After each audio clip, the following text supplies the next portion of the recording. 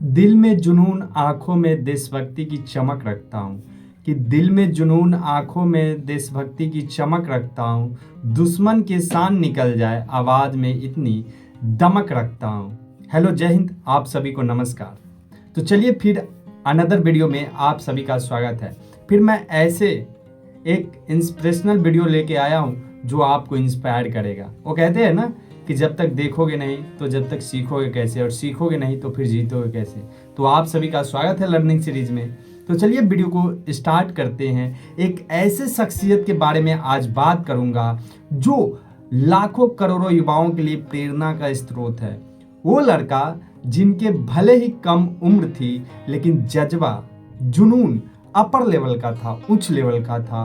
वो लड़का जो मात्र 18 साल की एज में इतिहास के पन्नों में अपना नाम दर्ज करा दिए। तो चलिए उनके प्रेरणादायक स्टोरी स्टार्ट करते हैं।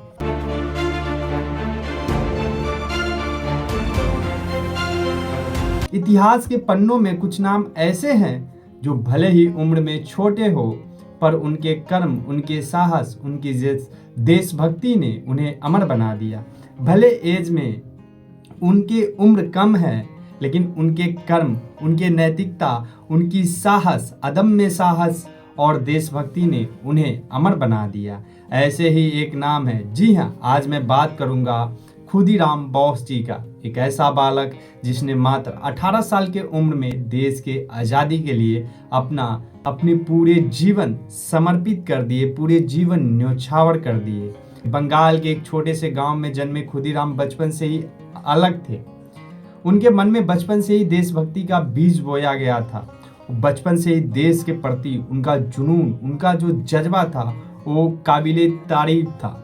स्कूल के दिनों में ही वे स्वतंत्रता सेनानियों के संपर्क में आ गए। जब वो छोटे बच्चे थे, जब पढ़ते थे, स्कूल टाइम से ही वो स्वतंत्रता सेनानियों के संपर्क में आ गए। स्कूल की किताबों से ज्यादा वे क्रांतिकारी साहित्य पढ़ते थे। स्कूल में भी जाते थे तो किताबों से ज्यादा वो क्रांतिकारियों के बारे में पढ़ते थे, क्रांतिकारी साहित्य पढ़ते थे। वह वंदे मातरम की आवाज उनके दिल की धड़कन बन चुकी थी।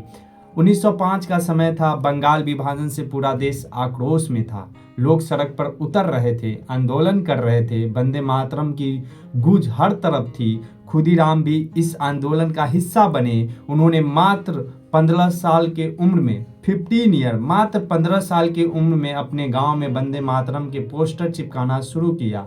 विदेशी सामानों की होलियां लगाने लगे। धीरे धीरे खुदीराम बोस जी का नाम ब्रिटिश पुलिस के नजर में आने लगा, पर क्या वह डरे नहीं।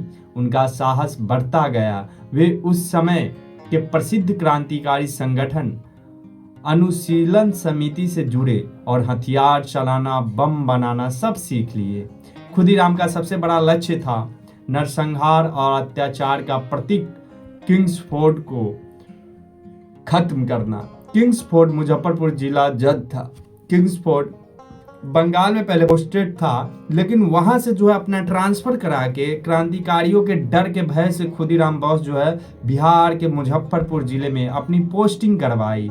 लेकिन खुदीराम बोस रुके नहीं, बंगाल से बिहार आ जाते हैं। किंग्सफोर्ड मुजफ्फरपुर का जिला जज बना, डिस्ट्रिक्ट जज बना था। वह निर्दोष भारतीयों को कठोर सजाएं देता, महिलाओं और बच्चों तक पर दया नहीं दिखाता, उसको शोषण करता, उस पर अत्याचार करता। उसके जुल्मों से हर देशभक्त का खून खौल उठा था। खुदीराम और उनके साथी प्रफुल्ल चाकी ने उसके खिलाफ योजना बनाई।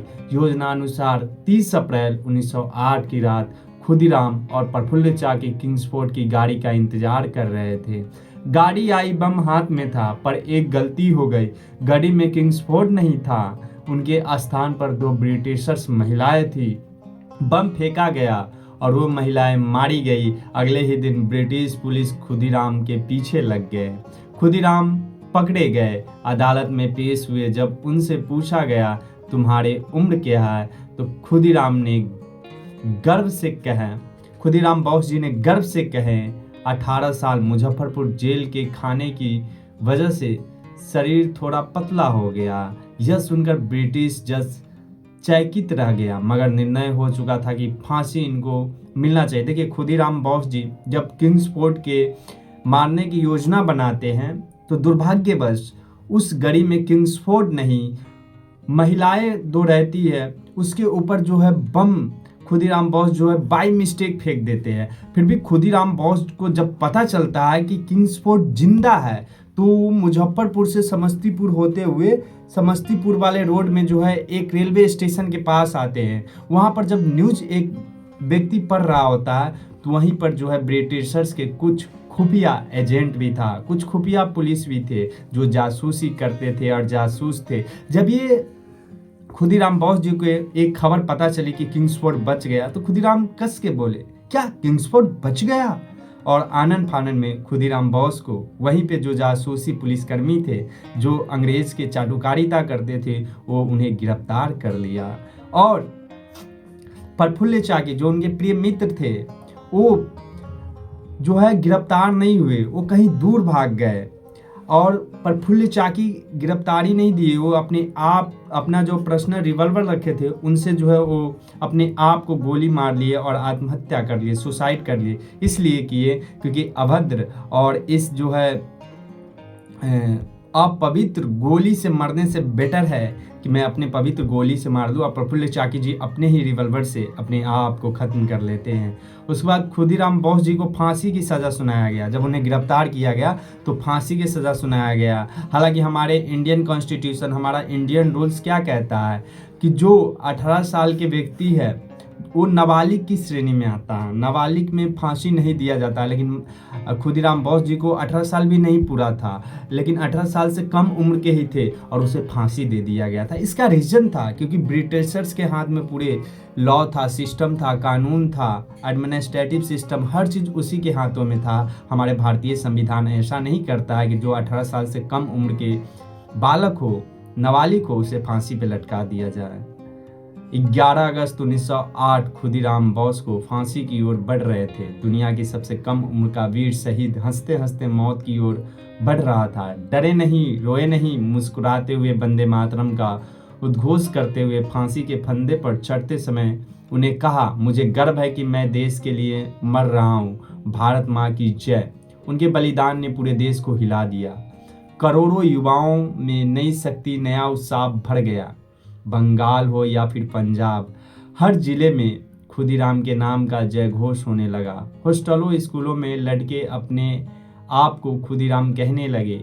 एक 18 साल 18 ईयर्स के बच्चे ने ब्रिटिश साम्राज्य को दिखा दिया, आज़ादी कोई शब्द नहीं, एक संकल्प है जिसके लिए जान भी जा सकती है। और ब्रिटिशर्स के साम्राज्य को हिला दिए खुदीराम बोस जी ने मात्र 18 साल की एज में। आज खुदीराम बोस नहीं है पर उनका साहस, उनका त्याग, उनका जुनून आज भी जिंदा है, अमर है। वैसे लोग अमर हो जाते हैं और जब भी इतिहास में पढ़ा जाता है तब उन्हें याद किया जाता है। जब भी इतिहास को याद किया जाता है तो खुदीराम बोस और प्रफुल्ल चाकी जी को याद किया जाता है। जब जब हमें लगता है कि हम छोटे हैं, कुछ नहीं कर सकते, तब तब हमें खुदीराम बोस याद आते हैं। एक 18 साल का बालक जिसने अपनी जान देकर देश को जगाया। क्या आज हम अपनी छोटी छोटी मुश्किलों से डर सकते हैं? खुदीराम ने दिखा दिया साहस उम्र का मोहताज नहीं, दिल की आग का नतीजा है। याद रखो, आज़ादी का स्वाद बलिदान के बिना अधूरा है। आज़ादी का स्वाद बलिदान के बिना अधूरा है। हमें अपने जीवन में खुदीराम की तरह लक्ष्य, साहस और समर्पण की ज़रूरत है, क्योंकि जो झुकता नहीं वही इतिहास बनाता है। वो कहते हैं ना कि जो गलत है उसका विरोध करिए, क्योंकि इतिहास टकराने वालों का लिखा जाता है, तलवे चाटने वालों का नहीं। जो झुकता नहीं वही इतिहास बनाता है।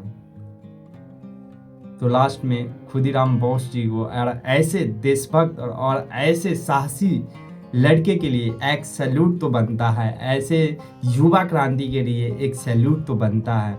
और मैं जब भी जाता हूँ मुजफ्फरपुर तो प्रफुल्ल चाकी और खुदीराम बोस जी के स्टैचू को जरूर देखता हूँ और वहाँ पे जाके सैल्यूट करता हूँ कि ऐसे वीर भी हमारे इस पावन बिहार के धरती और इस भारत के धरती पर थे, जो अंग्रेजी हुकूमत को हिला कर रख दिए, अंग्रेजी साम्राज्य को उखाड़ के रख दिए। तो आप लोगों का क्या विचार है ऐसे युवा क्रांति के लिए, युवा क्रांतिकारी के लिए? वो अपना राय कमेंट सेक्शन में पिन करिएगा। और आप क्या खुदीराम बोस जी से और प्रफुल्ल चाकी जी से सीखे, जो मात्र 18 साल की एज में अंग्रेजी साम्राज्य को हिला दिए। अंग्रेजी साम्राज्य मुर्दाबाद, इनकलाब जिंदाबाद। तो आप लोग अपना फीडबैक कमेंट सेक्शन में ज़रूर बताइएगा और मिलते हैं नेक्स्ट वीडियो में। तब तक के लिए जय हिंद, जय Bharat, Vande Mataram. Thanks for watching this video. अपने स्वास्थ्य का ख्याल रखिएगा, क्योंकि इस वास्तविक जीवन में सबसे बड़ा अगर कोई धन है तो वो स्वास्थ्य ही है। अगर आप स्वस्थ नहीं हैं तो फिर जितने भी धन दौलत है वो सब बेकार है, कोई फ़ायदा नहीं। क्योंकि आप स्वस्थ रहते हैं तभी आप एक्टिव रहते हैं, किसी भी काम करने के लिए आपके अंदर एक एनर्जी, ऊर्जा रहता है। क्योंकि वो कहते हैं ना, हेल्थ इज़ वेल्थ, स्वास्थ्य ही धन है। Thanks for watching this video. बहुत बहुत धन्यवाद। नमस्ते। मिलते हैं अनदर वीडियो में।